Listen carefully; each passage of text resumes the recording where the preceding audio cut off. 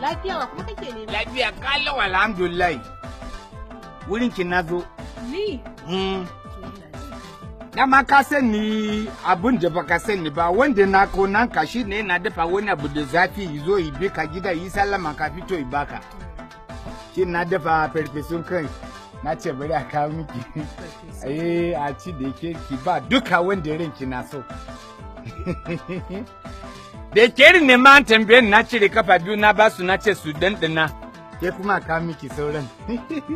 Ai baka sani rayuwar duniya baka sani wanda na kaunan ka ba. Wai farfesun menene? Kan alade ne.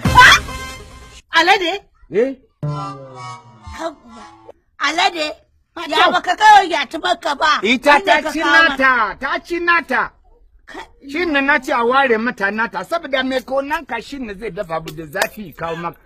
Ga layin ku. Tun dan ku haɗe su kaza. Ba yara bari a samu. Wanda zai rinka zuwa gurin ki. A siyo miki biredi. Akwai romo a ciki. Kai mahaukaci.